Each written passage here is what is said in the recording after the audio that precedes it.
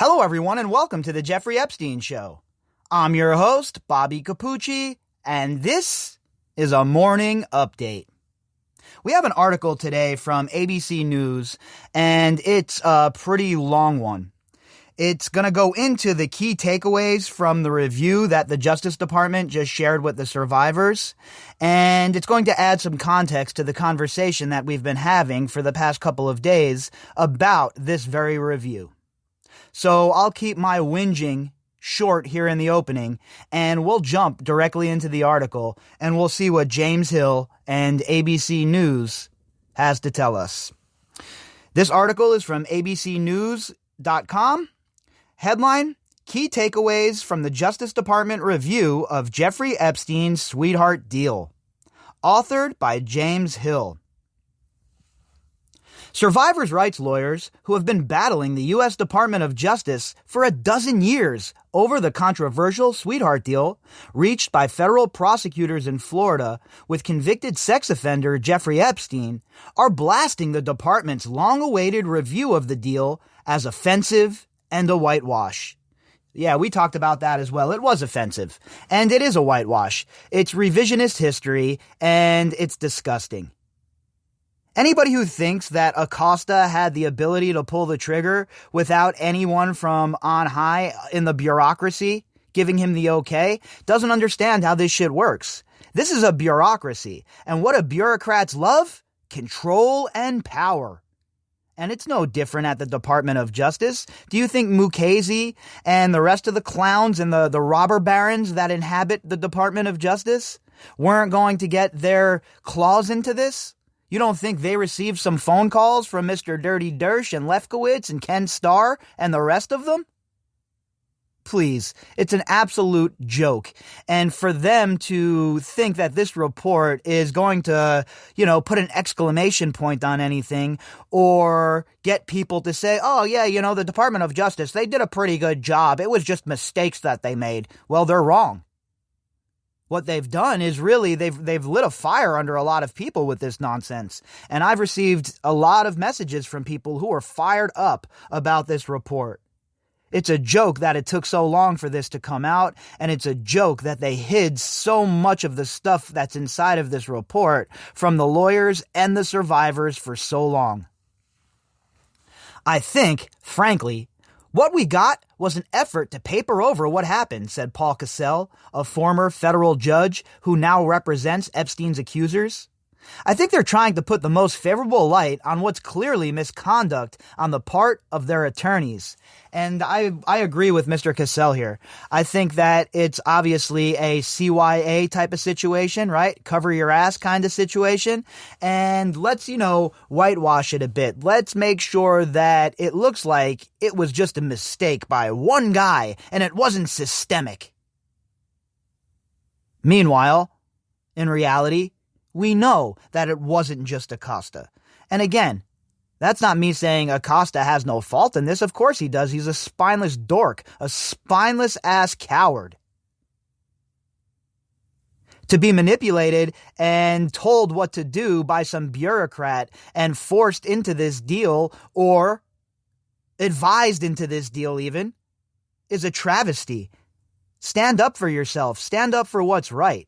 But the problem is, these people, these attorneys that we see, these federal prosecutors, most of them have their sights set on other political jobs later on down the road.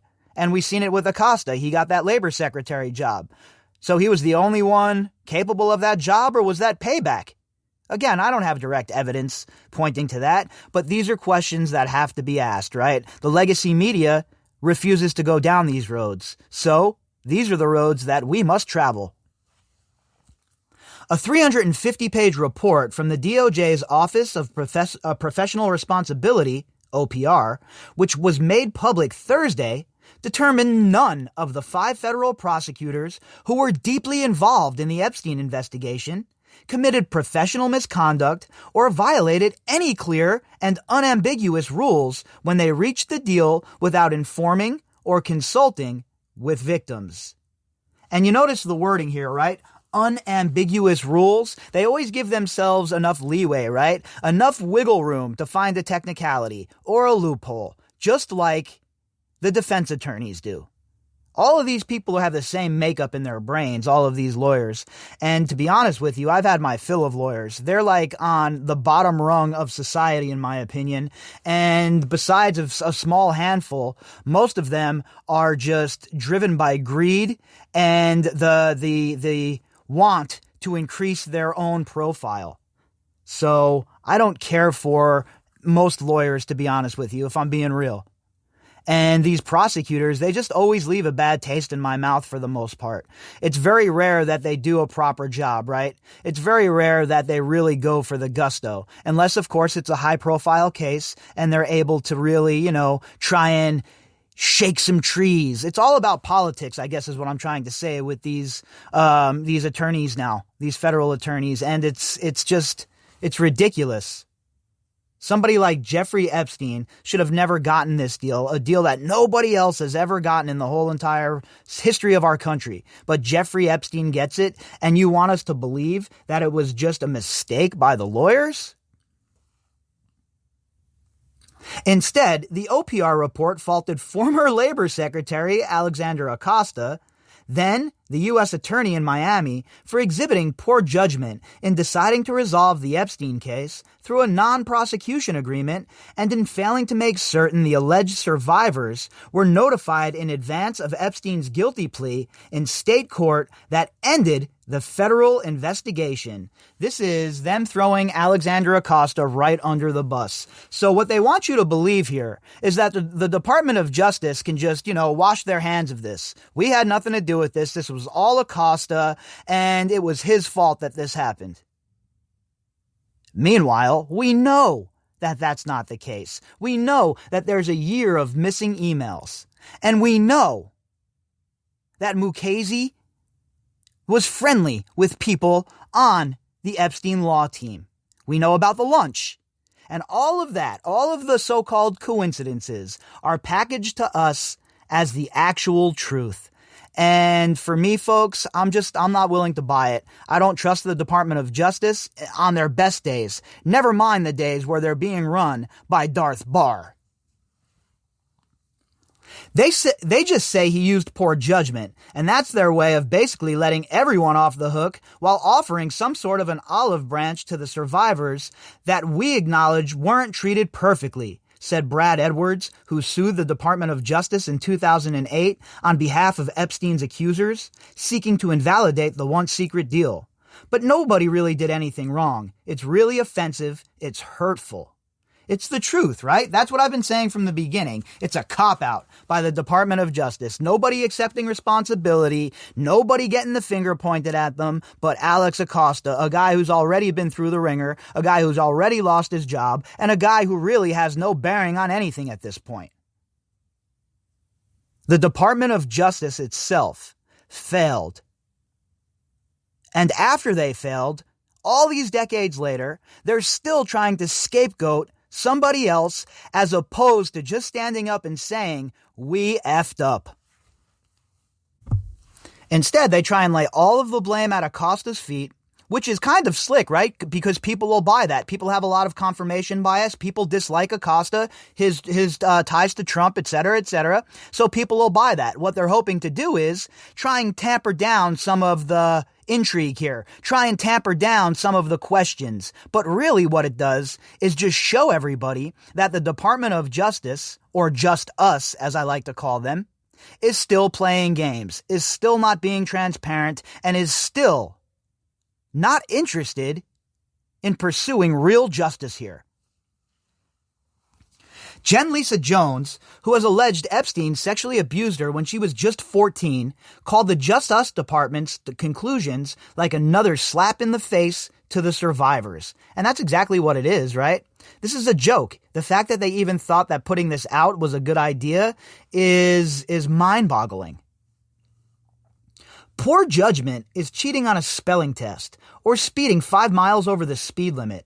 That would be poor judgment to me, Jones said after attending a 4-hour government briefing on the report's findings at the FBI office in Miami. I honestly don't think anybody will take responsibility in any sense, in any shape or form, in the way that they actually should as adults.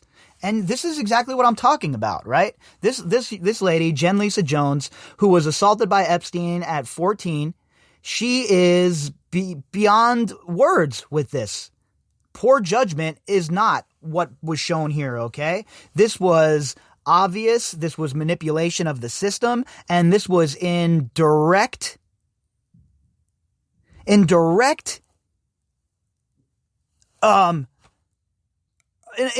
manner. It's hurtful to these girls, right? It hurt their case, it hurt everything going forward, and it is directly responsible for everything that has happened after. All of the girls that have been abused after this NPA was given, they have just cause here, in my opinion, to go after the Department of Justice.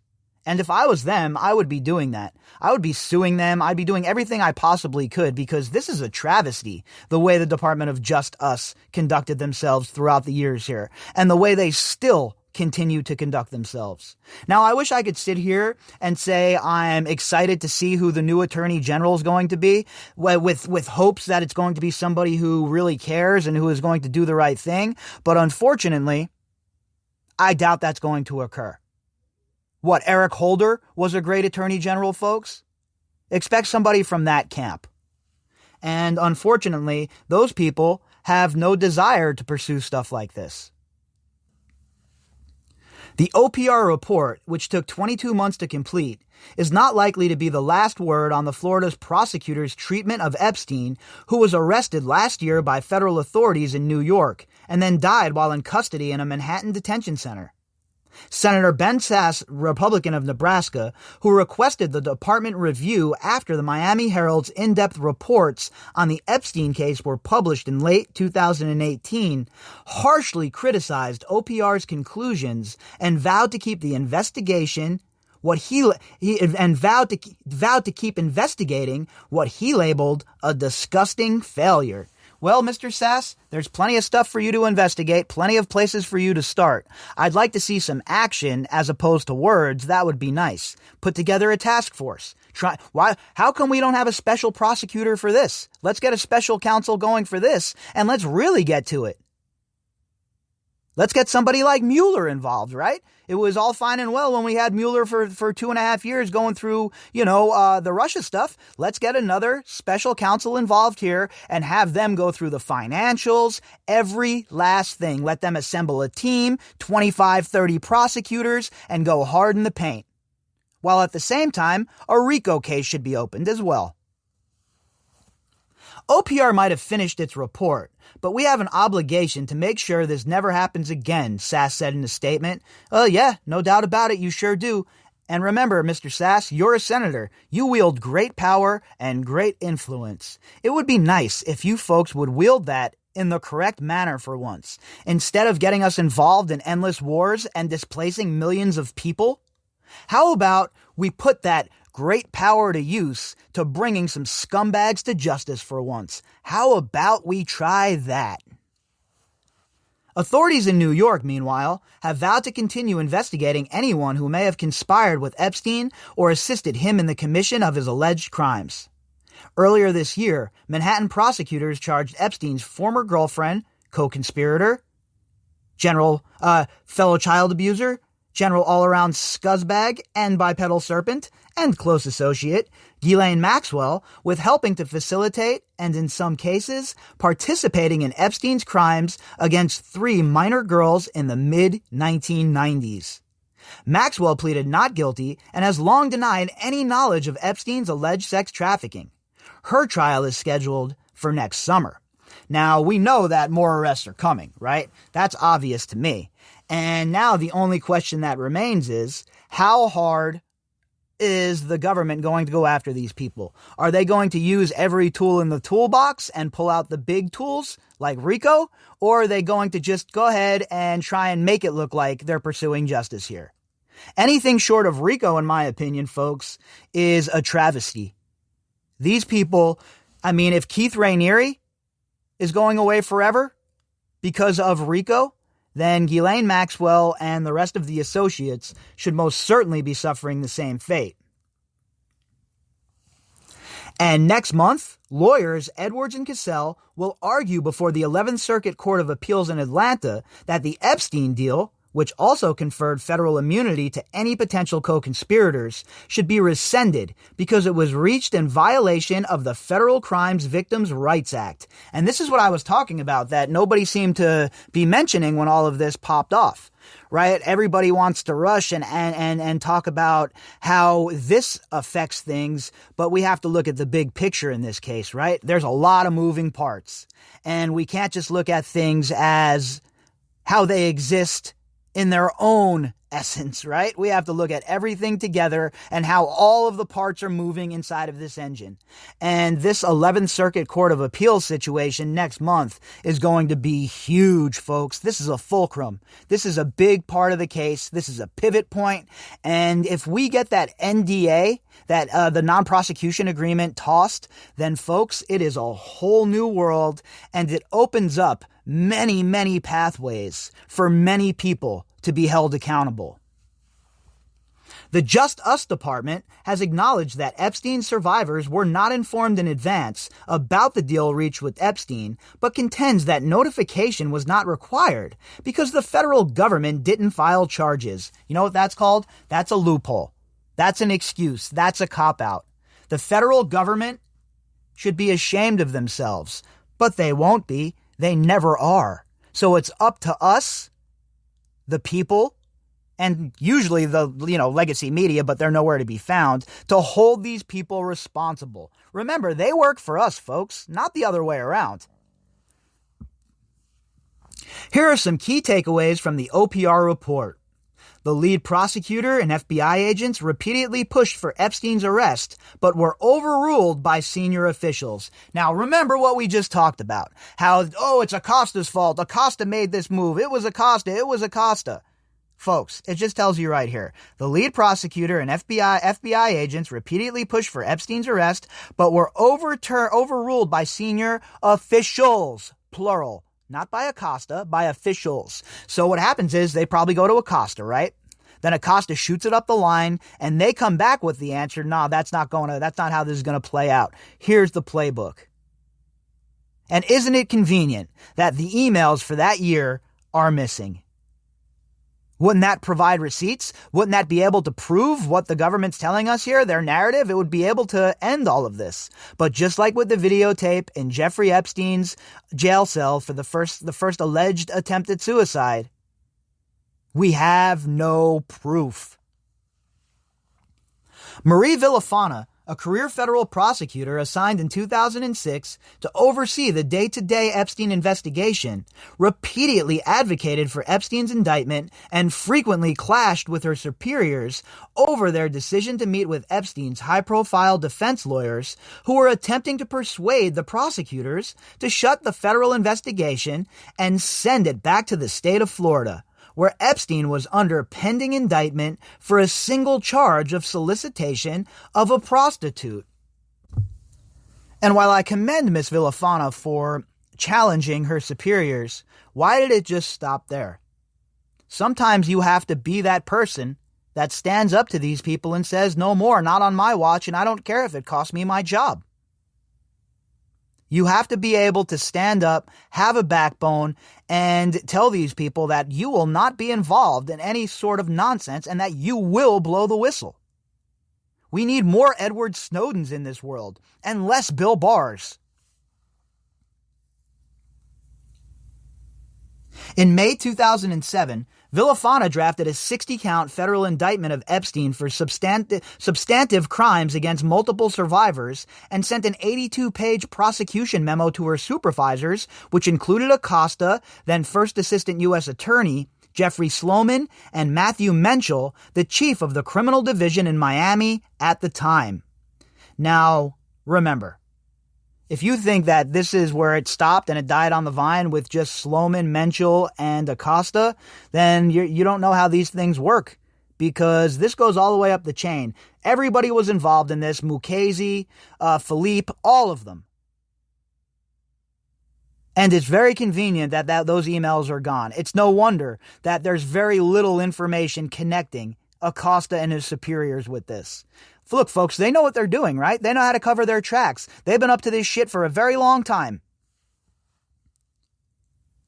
According to the report, Sloman shared those documents with the head of the DOJ's Child Exploitation and Obscenity section in Washington, D.C., which reported back that while more research was needed, Villafana's work was exhaustive, well done, and correctly focused on the issues as we see them.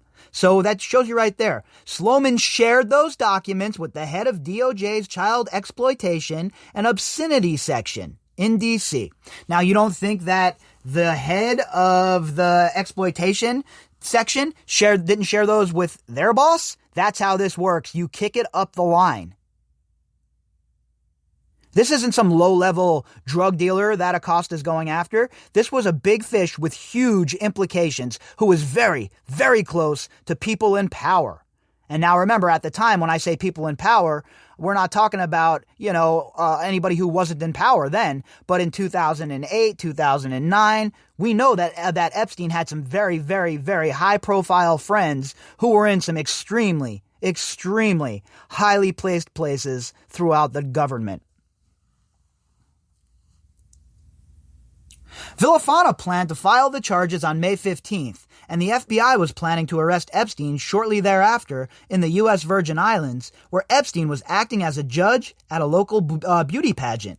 But those plans were quickly shot down by Villafana's superiors, according to the OPR report. No shit, they were. What do you think? It was Acosta sitting around by himself? Oh, I'm going to shoot these plans down.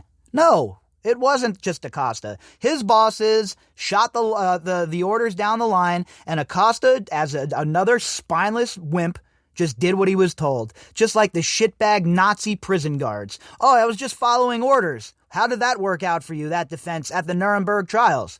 Didn't work out so well, I seem to remember. After learning that the FBI was planning a press conference for May 15th, Sloman advised Villafana that this office has not approved the indictment, the report said. Therefore, please do not commit us to anything at this time. An FBI agent leading the agency's investigation of Epstein told the OPR reviewers she and her co-case agent were disappointed with the decision not to arrest Epstein, and her supervisor was extremely upset about it. So again, this is coming down from the Department of Justice, and they want us focused on Acosta. They want us focused on the man, the throwaway man, the man they tossed under the bus. But folks, remember what we always talk about. We have to read in between the lines. It's what they're not telling us. It's the lies of omission that we really have to worry about here. And boy, are there a lot of those. Acosta told OPR Villafana was very hard charging, but that her timeline for filing the charges was really, really fast. Menschel described Villafana as out over her skis a little bit and ahead of Acosta, who needed more time to make a decision over how to proceed, the report said. But in the months that followed, Epstein's attorneys heavily lobbied the prosecutors, often going around Villafana or over her head when she rebuked the defense team's demands for in-person consultations. Look, we know that kind of stuff occurs, and we know that these high-profile attorneys have big-time relationships with each other, prosecutors and elsewise. And while Villafana isn't as, scummy as, say, Acosta, I still say that at some point when you see this going this south and going off the rails like this, you have to become a whistleblower. You have to come out and you have to speak out against this injustice. And if these people who have these positions in these bureaucracies, such as the Department of Justice, the FBI, if they can't be trusted to stand up and go against orders that they know are wrong, then folks, we need to blow it all up, fire everybody involved, and start from scratch. As the lead prosecutor, Villafana opposed meeting with Epstein's attorneys and voiced her concerns to her supervisors, but was overruled by them, the report said, noting that senior prosecutors viewed the meetings as primarily listening sessions that could be helpful for learning how the defense intended to attack the credibility of certain witnesses and perceived weaknesses in the case. That's a bunch of bupkis. The federal government had so much evidence against Epstein, and we know that now looking back in hindsight, and they sat on it. They didn't use it. They didn't use every tool within their toolbox. And then they have the audacity to act like they were just sitting around and they were trying to glean some information from Epstein's attorneys. Yeah, right. You folks were looking for an easy way out. You were looking to make sure that this case didn't cause any waves, and your bosses, meaning Acosta's bosses, were letting you know how this case was going to go. Villafana said she feared her office was going down the same path the state of Florida had gone down in allowing Epstein's defense attorneys to persuade prosecutors not to file serious charges, and she feared the delays might allow Epstein to continue to offend, the report said. She wasn't wrong about that, right? Out of all of these prosecutors, Villafana seems to be like the one that, at the very least, was offering some pushback against all of this. But in my humble opinion, and remember, you could take my opinion and $1.50 down to the corner store and get yourself a coffee, right? But in my opinion, I think that Villafana should have been a whistleblower here. I think that she should have came forward. You have to wait for this report to come out. How about you come forward and you do the right thing? Villafana told OPR that she could not seem to get her supervisors to understand the seriousness of Epstein's behavior and the fact that he was probably continuing to commit the behavior and that there was a need to move with necessary speed. Oh, you didn't have to get them to understand. They understood. They knew exactly what he was doing. And that's why they were covering for him. And that's why you weren't able to go all the way to the mattresses here, Ms. Villafana. Menschel told OPR that he didn't recall Villafana raising concerns about Epstein continuing to engage in criminal behavior and that Epstein was already under a microscope, and it would have been the height of stupidity for Epstein to continue to offend in those circumstances, the report said. Well, I guess it was the height of stupidity, you asshole, Menschel, because he continued to offend.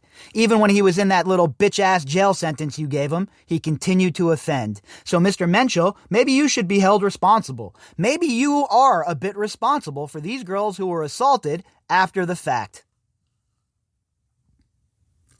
In Villafana's view, the report said if it weren't for those early meetings granted to the defense team, the office would not have offered Epstein a deal she believed would never have been offered to anyone else facing serious allegations of child sex crimes.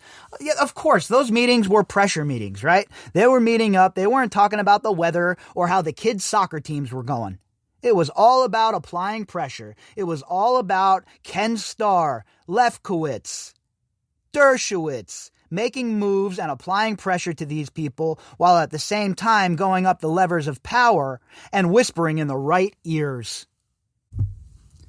Villafana's disputes with her supervisors came to a head in July 2007 when she learned the office had proposed to Epstein's lawyers that the federal investigation be resolved through a plea deal between Epstein and state prosecutors, a resolution Villafana believed didn't make any sense and did not correspond to Justice Department policy. So Villafana was pushing for this, right? And she was getting a lot of pushback from her superiors. Now, I think that Villafana, again, she should have been a whistleblower here. She should have come forward before this report came out and told everybody what was going on. So I think that was a big mistake on her part, and it makes her lose a little bit of credibility here, in my opinion anyway. In an email to Menschel that is included in the report, she wrote, "It is inappropriate for you to enter into plea negotiations without consulting with me or the investigative agencies, and it is more inappropriate to make a plea offer that you know is completely unacceptable to the FBI, ICE, the survivors, and me." Villafana also requested that all subsequent communications from the defense be directed to her and that she be afforded an opportunity to present a revised indictment to Acosta and other senior prosecutors to counter the defense arguments. Now you see it right here on a smaller scale, the struggle between superior and employee, quote unquote. You see that Villafana wants to do the right thing. She kicks it up the chain, and her bosses tell her no. And the same thing was going on with Acosta and these guys. What, you don't think they were kicking it up the chain? Villafana is the only one that kicks it up the chain? No way. And that's why I'm so adamant about not letting these people who were in charge off the hook, and why Acosta isn't the ending point for all of this. Menchel's reply, the report said, began with a rebuke of Villafana. Both the tone and substance of your email are totally inappropriate, and in combination with other matters in the past, it seriously calls your judgment into question, Menchel wrote to Villafana. Now, mind you, Menchel was the one that was in a romantic tryst with one of Jeffrey Epstein's lawyers. So Menchel over here is quite the tool. You may not dictate the dates and people you will meet with about this or any other case. If Acosta or Sloman desire to meet with you, they will let you know. Nor will I direct Epstein's lawyers to communicate only with you. If you want to work major cases in the district, you must understand and accept the fact that there is a chain of command. Something you disregard with great regularity, Menchel's message said. So right there, he's telling you folks, there's a chain of command. And what do you think? The chain of command stops with Menchel and Acosta? Hell no. And I know I keep bringing that up, but I want to drive that point home because I still see a lot of people copping out here and just blaming Acosta when we know it goes much further than that, folks. And Menchel's telling you that right here. He's saying that Villafana never really follows that chain of command. So remember, it's always about the little nuggets that we find in these articles, right? According to a footnote in the report, Villafana believed Menchel's email was meant to intimidate her and put her in her place. But Menchel contended to OPR that Villafana had a history of resisting supervisory authority that warranted his strong response. Oh yeah, I'm sure. So get in line. Get in line with the rest of us or face the consequences. That's why I think that she should have just been a whistleblower right away. She was on the outside looking in anyway. It wasn't like she was going to be selected to become the labor secretary like Alex Acosta. So she should have just went full Edward Snowden or Bill Binney and became a whistleblower here. Villafana did not get the meeting she requested with Acosta. Later in July 2007, according to the report, Acosta made the decision to offer Epstein a deal that would end the federal investigation if Epstein agreed to a 2-year term of imprisonment, registered as a sex offender, and paid restitution to his victims. The deal was signed 2 months later. Edwards, the lawyer for some of the alleged survivors of Epstein, told ABC News the OPR report bears out what he had long believed, that Villafana was a good person and a good prosecutor who tried to fight for the survivors all along. Well, look, I agree with that, right? But I don't think she went far enough. And I think that sometimes you have to stand up when there's great injustice, even if it puts yourself in jeopardy. When you take a position such as, an assistant attorney at a federal level, you have to have some backbone and you have to be able to stand up to your superiors. Acosta decided to make the deal before the investigation was complete. You mean Acosta's bosses, right? Perhaps the most serious criticisms of Acosta's handling of the Epstein case was the determination by OPR that Acosta decided to resolve it through the negotiated plea before the investigation was completed.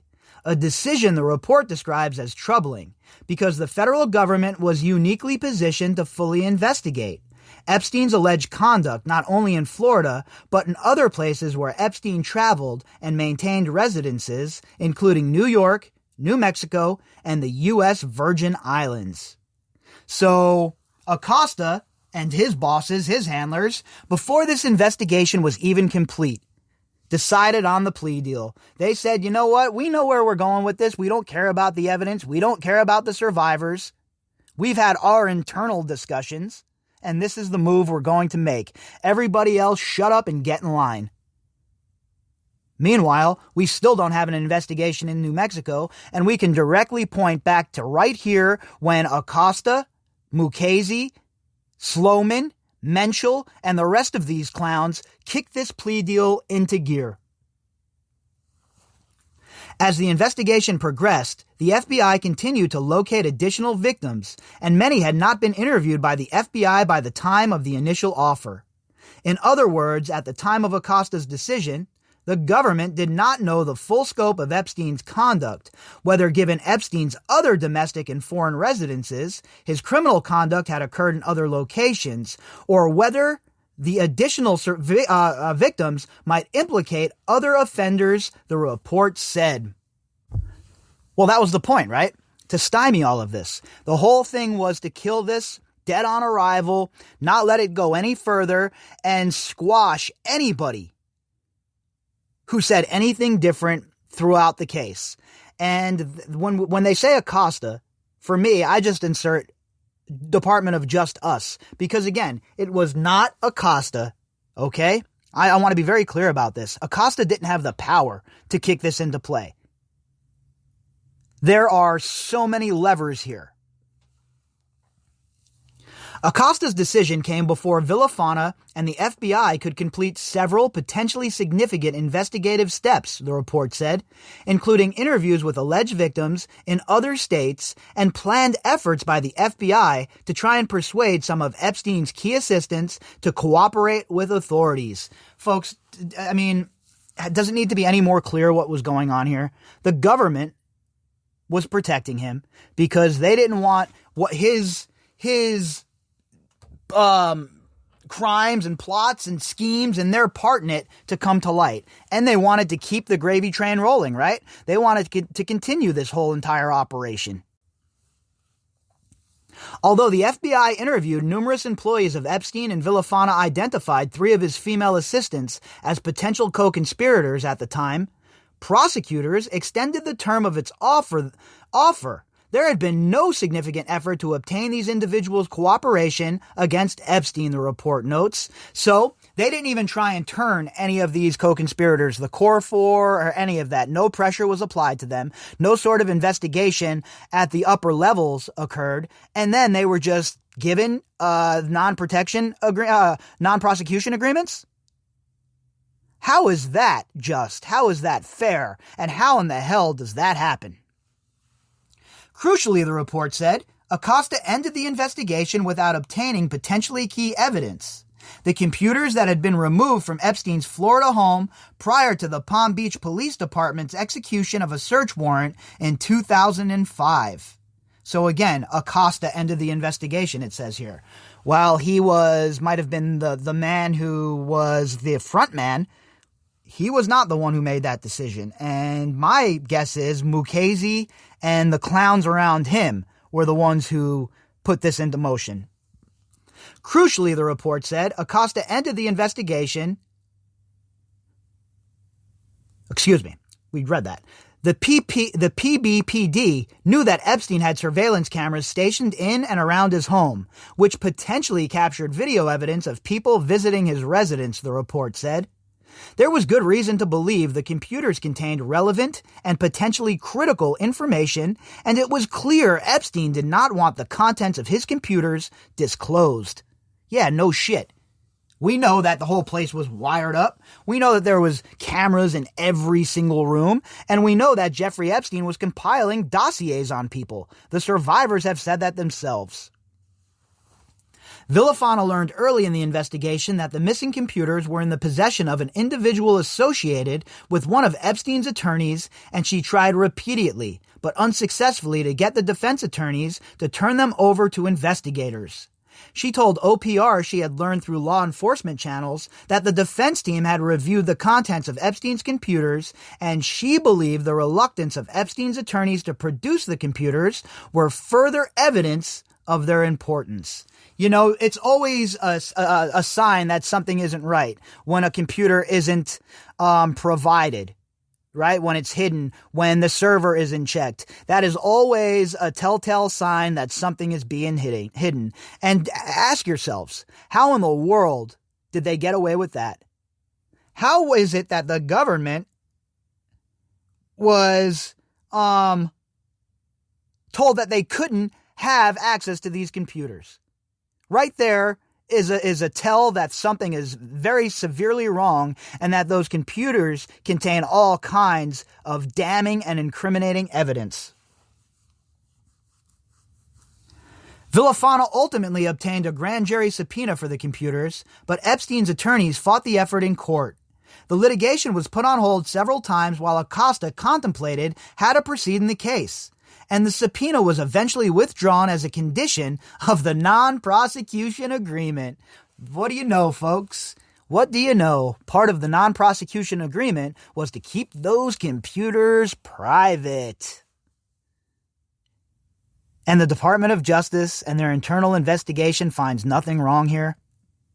Nah, just a couple of mistakes, folks. This wasn't willful. This wasn't willful malice on our part. We weren't screwing around here. We weren't trying to hide evidence here.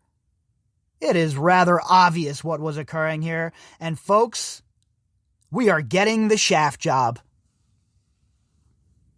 Acosta told OPR he had no recollection of Villafana's efforts to obtain the computers and objected to the report's conclusion that he should have given greater consideration to pursuing the evidence before entering the deal with Epstein, the report said. Villafana told OPR that if evidence on the missing computers had been what we suspected it was, it would have put this case completely to bed, according to the report. Yeah, that computer contained all sorts of damning evidence. We know that. We know that he collected and compiled pictures. We know that he compiled dossiers. And we know that there were videos.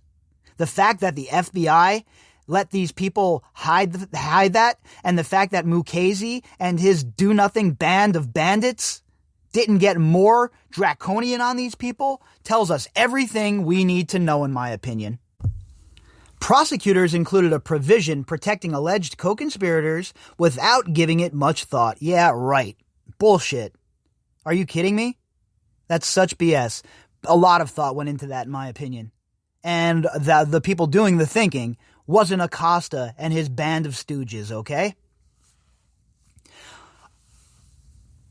Among the most controversial provisions of Epstein's deal was that it protected not only him, but also any potential co-conspirators, known or unknown, specifically naming 4 women who were described as assistants to Epstein.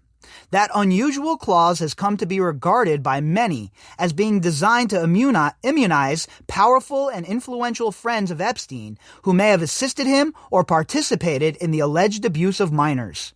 What else could it possibly be? Why would they get this sort of protection agreement? Nobody else gets this. Did the Gambinos get this? Did El Chapo get this? Did Gaspipe Casso get this? Nobody gets this kind of preferential treatment. The OPR investigation found that the clause was inserted into the final agreement without much deliberation or consideration for how it might be interpreted in the future. That's such bullshit. They knew exactly what they were doing. This is called a poison pill, folks.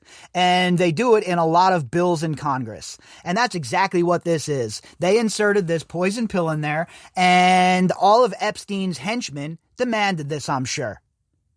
This smacks of Alan Dershowitz like a mofo.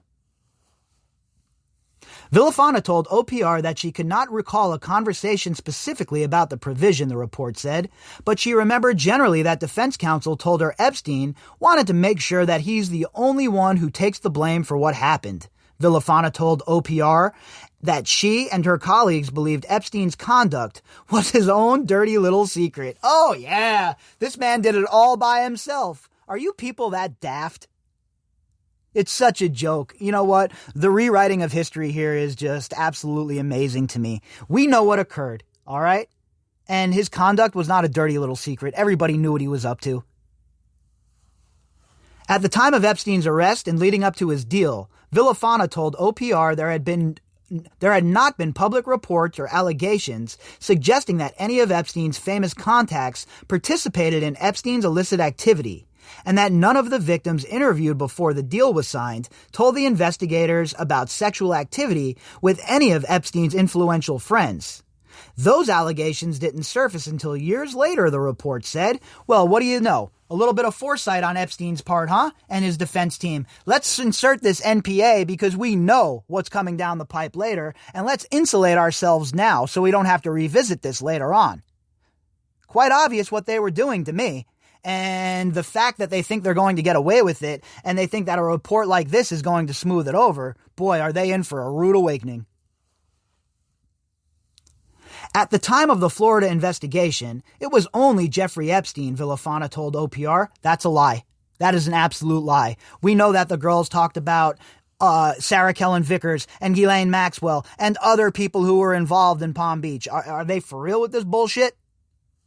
The OPR report said that the review found no evidence indicating that Epstein had expressed concern about the prosecutive fate of anyone other than the 4 assistants and unnamed employees of a specific Epstein company. Oh, yeah, okay. Nice cover story. So how are we supposed to believe that? We're supposed to just believe that that's the case, especially considering the misconduct of the prosecutors here? Sorry, not buying it. The discussion in the OPR report regarding the co-conspirators clause does contain one passing reference to Ghislaine Maxwell, though she isn't identified by name. And there's no indication in the OPR report that prosecutors were focusing on her or considered her to be among those Epstein was seeking to protect. Oh no, not at all. Not in the least. Do they really think we're going to buy this shit? This report is such a joke, folks. And it's obvious what they're trying to do here. They're trying to rewrite history. They're trying to cover up their misdeeds. And they're also, at the same time, expecting you to believe that this was all just happening, just accidentally. Jeffrey Epstein just kind of slipped under the radar. Villafana acknowledged that investigators were aware of Epstein's longtime relationship with a close female friend who was a well-known socialite, but according to Villafana in 2007, they didn't have any specific evidence against her, the report said. Accordingly, Villafana believed that the only co-conspirators of Epstein who would benefit from the provision were the 4 female assistants identified by name. Well, if that's the case, why is it known and unknown written into the language? You're not going to slide this by us, Villafana. Sorry, I'm not willing to insert her as a hero here. Maybe a gray character, but certainly not a hero. The report does note, however, that one alleged survivor interviewed by the FBI in 2006 implicated the female friend in Epstein's conduct, but the conduct involving the then minor did not occur in Florida. Oh, well, in that case, forget about it. It didn't happen in Florida. That's why you need a federal case, a RICO case, that goes throughout the states. You have jurisdiction everywhere then. But they didn't want to do it because they were protecting their asset, their investment. Some former prosecutors who were not directly involved in the Epstein deal told OPR the immunity provisions for any potential co-conspirators were very unusual and a little weird. While OPR concluded that the evidence does not show that Acosta, Lori, or Villafana agreed to the non-prosecution provision to protect any of Epstein's political, celebrity, or other influential associates, the report faults Acosta as the senior official overseeing the deal for approving the provision without adequate consideration of the potential ramifications. So it was all Acosta still, right? That's what they want you to believe. That's what they want you to believe. And that's what I see some people actually parroting and saying that they believe that it was all Acosta's fault. And right away, when somebody says that and they're not willing to look any further, I automatically suspect bias. And I automatically suspect that the people that are trying to pin this on Acosta are doing so for political gain. Now, don't get me wrong. I've said it a million times. Acosta is a bitch-ass chump.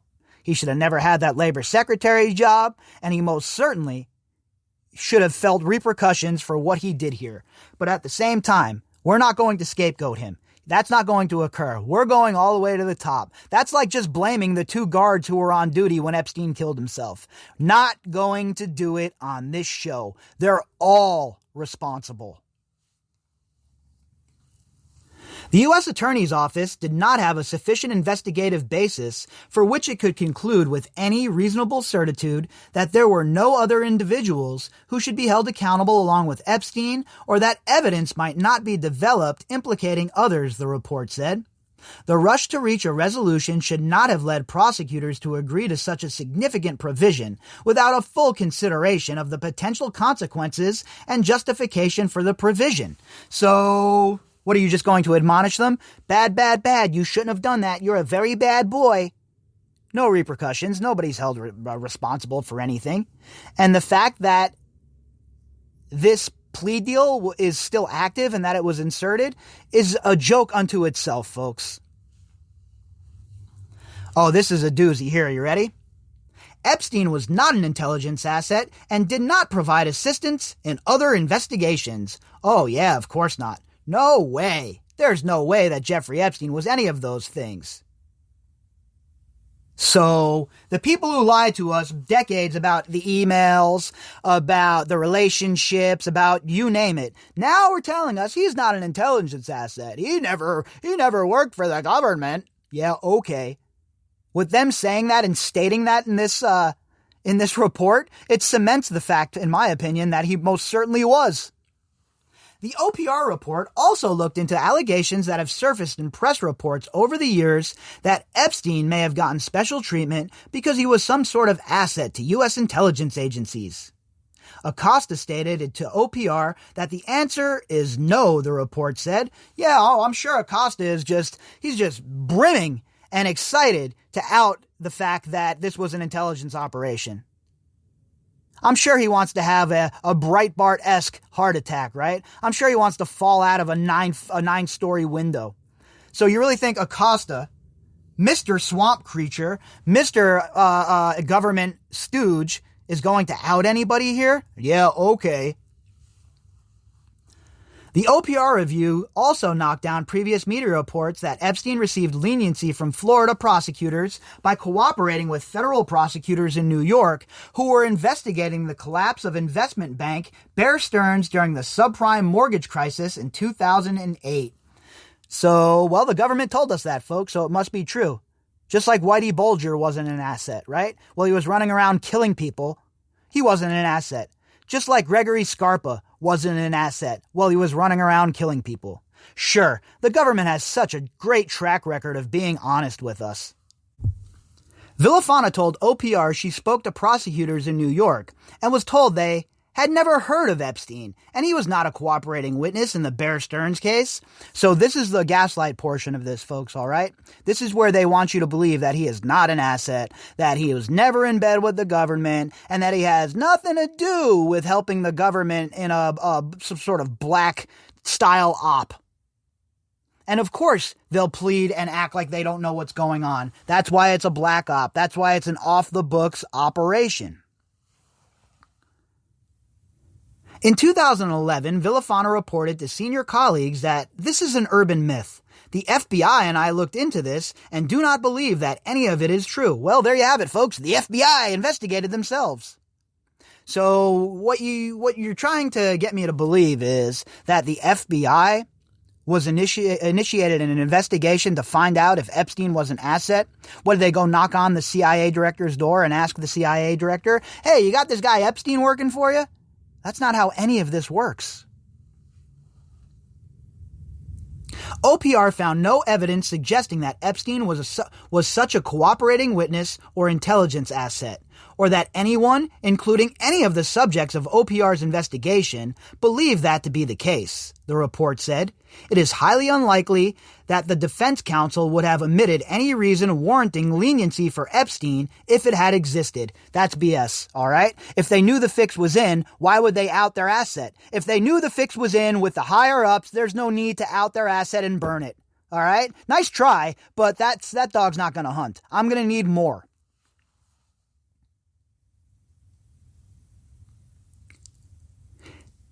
It is highly unlikely the defense counsel would have omitted any reason warranting leniency for Epstein if it had existed.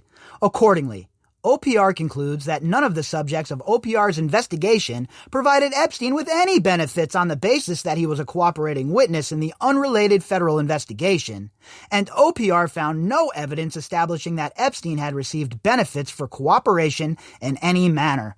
Yeah, so I guess that's it, folks. Let's just move on. The OPR has spoken. The Department of Justice is telling us what the narrative is, and we should just buy into it. Forget all of the damning evidence, forget all of the circumstantial evidence, and just believe the narrative. Obey, obey, obey.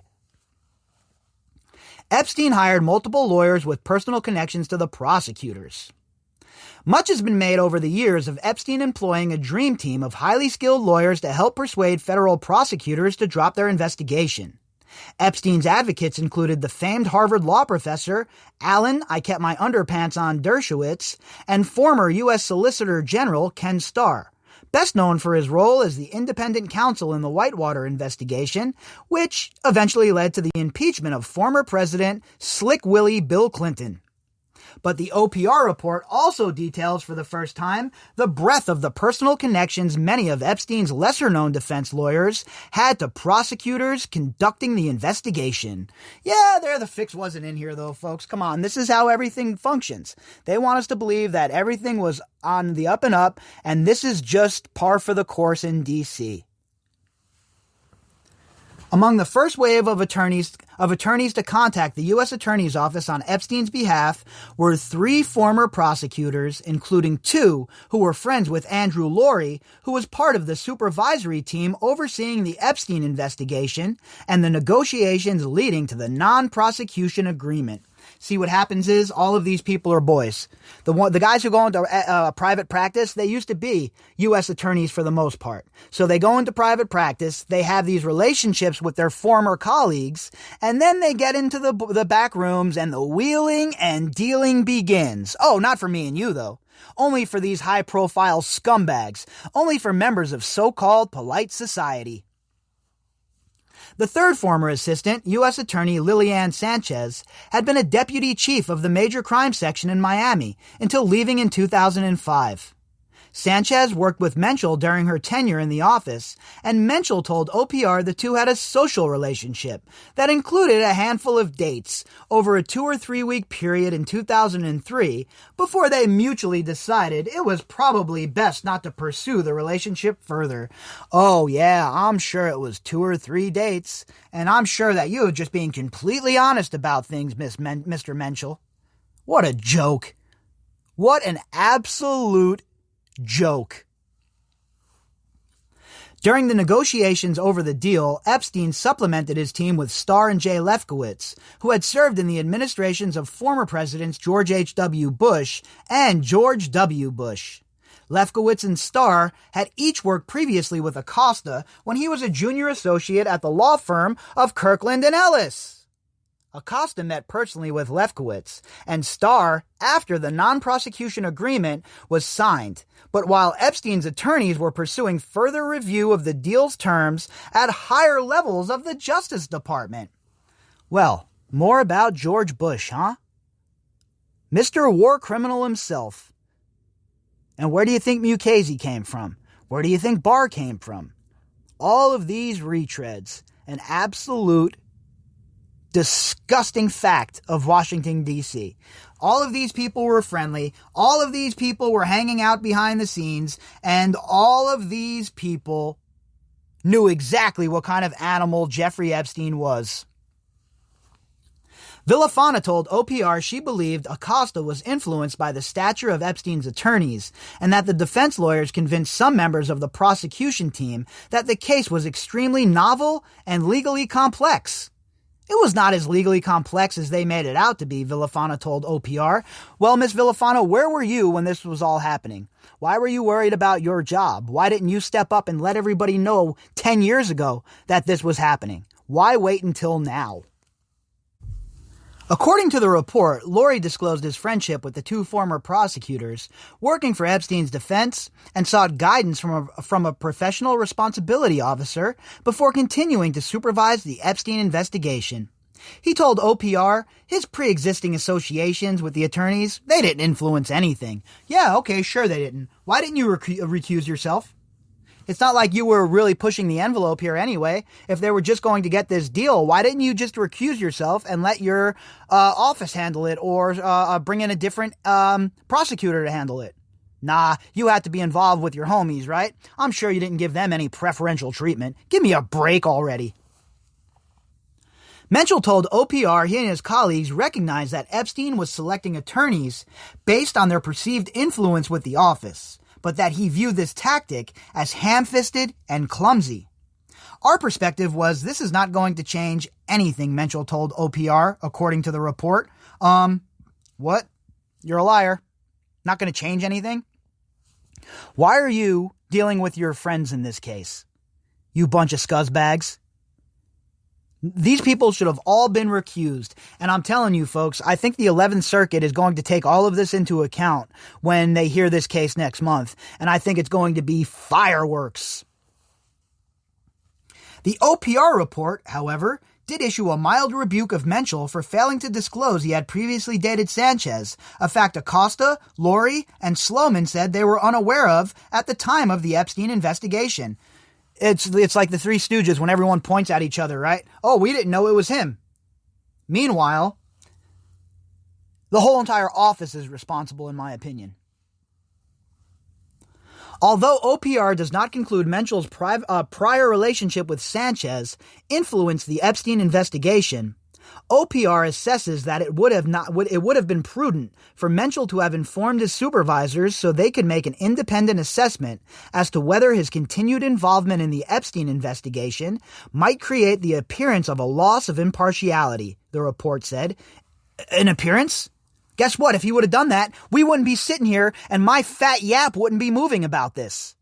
But they have no integrity. They have no honor. They don't have any morals. They do what they want whenever they want. They're above the law. Menschel said by the time he got involved in the Epstein investigation in 2006, he was married and his relationship with Sanchez had changed dramatically after she left the office. Oh, well, you were married, so that ends it all, right? As if dudes aren't out there creeping on their wives and wives aren't out there creeping on their husbands. Give me a break already. Being married is no shield here. That was 3.5 years prior for a very brief period of time, and I don't think I gave it a moment's thought, Menschel told OPR. Menschel stated that his relationship with Sanchez did not at all affect his handling of the Epstein case, the report said. Such a joke. I mean, I don't even know what else to say about it, folks, right? It's an absolute travesty that this occurred.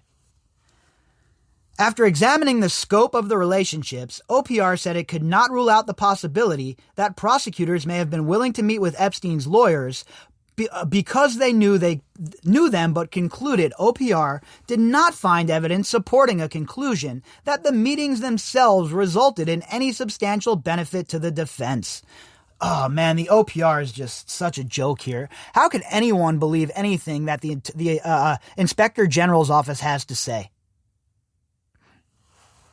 Acosta's email inbox had a data gap covering several months. We talked about this at length, and this is another just smack in the face. In conducting its review, OPR indicated it had access to more than 850,000 emails of the 5 prosecutors who were the subject of the review, as well as 6 additional witnesses. But in an appendix to the report, OPR revealed that there was an 11th-month gap in Acosta's incoming emails that coincided with the time frame of the Epstein investigation and negotiations over the deal. Just another coincidence, folks. Just another coincidence that these emails happened to disappear over the 11th month span when they were doing the deal, while they were working this all out. Just a coincidence. If you think anything else, you should wear an aluminum foil hat. You're a conspiracy theorist. After investigating the circumstances of the missing emails, which did not affect Acosta's sent mail, the OPR determined it was most likely, not for sure, a technological error that caused the emails not to be preserved. They want us to believe that they don't have the capability and the software to preserve emails, huh? Why don't they contact their boys over at the NSA? OPR questioned Acosta, as well as numerous administrative staff, about the email gap, the report said. Acosta and the witnesses denied having any knowledge of the problem, or that they, or, to their knowledge, anyone else made any effort to intentionally delete the emails. Again, we don't know what happened. None of us are responsible. We aren't responsible for anything. We're just in charge of, holding up the law in the United States of America, but don't ask us to do something as easy as preserving our emails. After being informed of the data gap at a briefing for survivors and their attorneys last week, Cassell said he was stunned because he and his co-counsel, Edwards, have been seeking those emails for several years in their litigation on behalf of the survivors, and they had never been told about the issue. Let's assume it's all innocent, Cassell told ABC News. Why weren't we told? Years ago? There was a technical glitch or something? Why is this just coming out now? And that was my question too. If this was all up and above board and it was all legit and everything was checked off and all procedure was followed, why did it take 10 years to tell these survivors this? Why do people have to file Freedom of Information Acts like Angela Clemente to get information in this case? Why is the FBI always hiding things? Why is the Department of Justice not transparent? And why do they continually try to feed us this BS narrative that none of us are buying? I don't know, folks. I don't have that answer, but I do know this. Every time the Department of Justice tries to clarify things and clear things up, they just make the water more murky. If you'd like to contact me, you can do that at bobbycapucci@protonmail.com. That's BOBBYCAPUCCI@protonmail.com. You can also find me on Twitter at BOBBY_CAPUCCI. All of the links that go with this episode can be found in the description box. And to everybody who supported the podcast, thank you very much. I do appreciate it. The PayPal link is also in the description box. For those of you who have sent me emails, I'm a little backed up. I'm trying to get back to them as quick as possible, so please bear with me. I should have them all answered and responded to by Friday the latest. All right, everybody, I'll be back later on, and we'll see what we see then, huh? Hope you all have a fantastic day.